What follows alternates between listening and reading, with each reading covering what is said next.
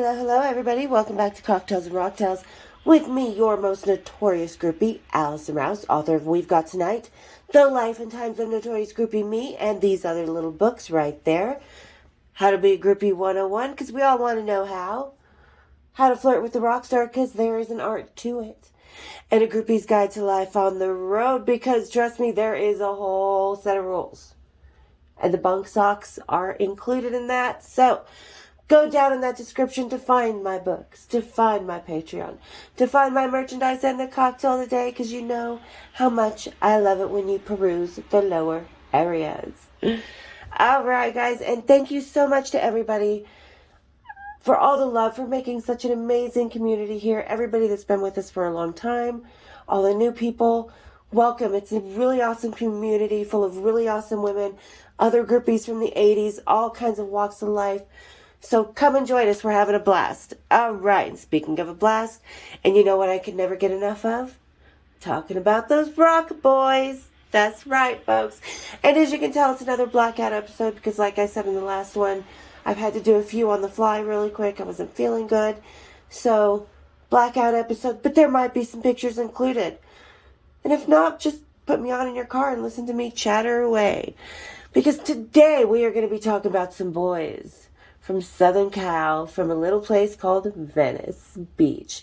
And we're not talking about like Julia Roberts, all shishi Venice Beach. We're talking old school Dogtown, broke down little amusement park, surfing into the piers, that old school Venice, because we are talking about none other than suicidal tendencies. That's right, folks. You know I hung out with a lot of bands, and this band, of course, because I love a good thrash band, was going to be on this list. So, and today we are going to have, and I'm going to refer to the band as ST from here on out, because, you know, monetization and YouTube standards and all. So anyway, Cocktails, the same name, where you can get that, link down in this description, is down in that description. So everybody, grab your tendencies, kick up your feet, and let's have a little Cocktails and Rocktails, shall we? Cheers, big ears! Okay, that's really good. That's really good. On the Kip Winger scale, definitely going to swallow this. And not with, you know, not like gagging swallow or anything like that, but just a comfortable, nice, I like this swallow. Yeah, so that's the Kip Winger scale for the day. All right, guys, so this story is about 1988. I'll put up a little picture of the passes and stuff with their autographs, because, you know, sometimes that is a great way to hit on the boys. Can I have your autograph? But sometimes not. Anyway, so I know I was 18. Danny and I's mom had decided we were not going to be living at home anymore. We were 18. They packed us up in a moving truck, paid for our rent for like 6 months, moved us into an apartment, and we had our friend Angie move in. And so we decided, you know, we're free birds. We're even had our own car. Car broke down, and Suicidal Tendencies, ST was playing in town, and we had to go see them. They're brand new. This was their first tour. All I wanted was a Pepsi. That had just come out, everything. So we were like, oh, God, cars broke down. What are we going to do? What are we going to do? Because we're young, you know. We live in a nice apartment, but not the nicest. We have a good car, but, you know, obviously we're young kids. First thing. So we decide we're going to hitchhike to the show, which is in a sketchy part of town. Anyway, Speedway Cafe, we'll cover that one day. It was a really awesome place. Second only to CBGB's, and the bathrooms were so gross. Way grosser than CBGB's ever were. So anyway, we decide we're going to hitchhike because our apartment, which is the main floor of a house, 3-bedroom, 1-bathroom little place, is across the street from this big park and a busy road. And we're like, oh, cool. Yeah, we can hitchhike. This is awesome. So we're hitchhiking, and we get out there. There's a few cars that pass us. We're like, no. One guy pulls over. We're like, no, we don't want to end up in your trunk. We're just kind of standing there. Next thing you know, a cop pulls over. And he's like, ladies, I saw you hitchhiking. He's like, and instead of giving you a ticket, he's like, I want to know where you're going dressed like that. Because, you know, like I said, it's 1988. We're still in miniskirt and boots and T-shirts, you know, looking all sexy, rocker chick like we do. So he's like, instead of you guys hitchhiking and ending up, in a trunk, he's like, how about I just give you a ride to where you're going? And we're like, oh yeah, we're going to the Speedway Cafe. So, this band we want to hang out with is playing there tonight. So we get in the back of the squad car and we get given a ride to the show. And like I said, this is ST's first tour, really. So it's not the biggest money tour, as a lot of bands are not when they start out. And as we pull up, there's a line, because these guys are big. This first album was really huge in the metal scene. So we pull up to the Speedway Cafe, and there's this line of people just going down. And we are already known as the groupies of that place. We ran that place. We knew the owners and everything. And I'm not saying this because of Big Head or anything like that. It's just, we were part of that Speedway family.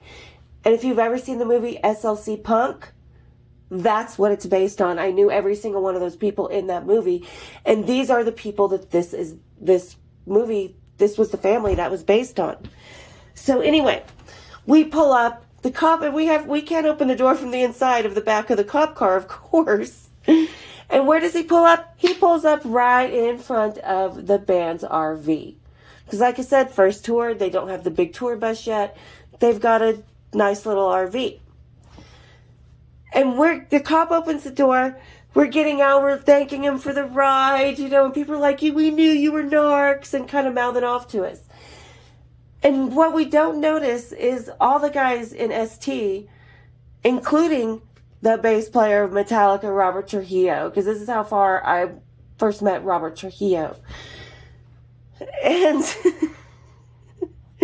we get out of the car, we don't notice all these guys up at, standing at the front of the RV looking at us. These three girls in mini skirts, combat boots or heeled boots, whatever we were wearing. Three hot little girls, 18, 19-year-olds, getting out of this cop car. And of course that's going to pique the interest. So anyway, first we get out of that cop car, the crowd's all bad-mouthing us. The band comes out of the RV and like, hey ladies, what are you doing getting out of a cop car? And the cop was just like, oh, I saw them hitchhiking. They said they wanted to come to the show, so I thought I'd give them a ride. And we were like, cool. And so we got out of the cop car and went straight onto the band's RV. So, and that's just the way it went. That shut that crowd up really quick, though, let me tell you. Nobody was calling us narcs after that. And of course we weren't. We knew the owners, If we were narcs, they would have been shut down years before this. So anyway, yeah, get on the band's RV. We started hanging out with the band. I hit it off with their guitar player, Mike Clark. We're having fun. Angie and Danny are doing their thing, getting friendly, because it's just natural. You go kind of pair off with different guys as the night goes on. We watch the show. Great show, because this place, Speedway Cafe, was just a tiny hole. The sound system was total, just total crap. Total crap. But you know what? The crowd was good and the groupies were even better, so the bands didn't mind all this. And like I said, the stage was this tiny little thing. The backstage was a couple used armchairs and a beat-up old love seat and stuff. One of those type of clubs. We've all been to one. So yeah, we hang out. We're just go do the show thing. They decide we're going to go back to the hotel with them because, they can't let us ladies just loose into the night without a ride, and there's not going to be a cop around all the time. So, of course, we all go back to the hotel. We're drinking. We're having a good time, doing our smoke, whatever. Mike and I run off. We run off and do our thing. And I put my panties back on. Among other things that I had to put back on. So we come back after doing that. I put my panties back on. We're cruising back in the room where Danny and Angie and Mike Amir and Rob Trujillo and a couple of the roadies and Danny, Angie, everybody's in this room. So we go back in the room and Mike and I are just hanging on each other, laughing, having another drink, blah, blah, blah, blah, blah. He gives me his original suicidal hat, signs it. He's like, yeah, you need this. He's like, you need this. He's like, yeah, you've definitely earned it. I'm like, oh, cool. He's like, and I want to sign your panties. And I was like, okay. So he signs my panties, and we're just having fun, goofing off. take off, go stay the night, right? Wake up the next morning. We all have a little Bloody Mary breakfast. They drop us back off at our apartment. We say, hey, it was good to meet you. See you guys next time you're in town, type of thing. Danny, Angie, and I go into our little house. We're having a good time. We're talking. We're looking at our walls because we had like Jim Morrison painted on one wall with little acid sheets of paper as his little flecks in the eyeballs. Jimi Hendrix on another in the bottom of a skateboard by Pusshead on another wall in this dining room of this house. We just sort of rocked it out. And so we're sitting in the dining room doing our morning little ritual, talking how much fun it was. And I go into my bedroom to change my clothes. And I realized I looked down at my knickers that Mike had signed, and they were wrong side out. Yes, they were. This is why I quit wearing underwear, because I can't even get my knickers on right. So, yeah, that was our little story about ST, the first tour that we met them on. I've hung out with them quite a few times afterwards. Really cool band, really awesome guys. And it's still so strange to me. And if you guys have heard my Junior, my Dave Ellefson story, when Suicidal was opening up for Megadeth, and how Junior got all jelly because I went to go say hi to the guys in ST. And he was like, get your back on the stage. He sent the tour manager over to yell at me for talking to other guys, basically. So, yeah, but been around Suicidal, love these guys. Even in Vegas, I hung out with those guys a couple times. But that was the only time Mike and I hooked up. That was the only time, but I still had a great time with them. Really awesome band.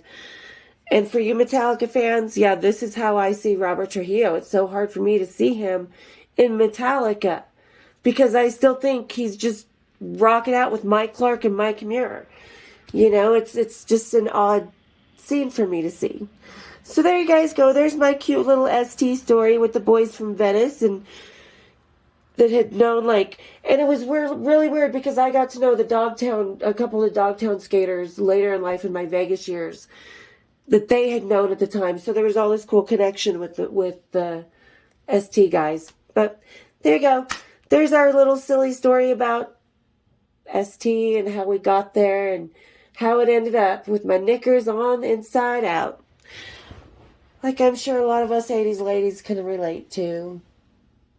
So, all right, guys. Don't forget, for that 50% of you guys that are just haunting my channel starting next month, I'm going to be doing a lot of cool stuff. So you're going to want to hit that subscribe button.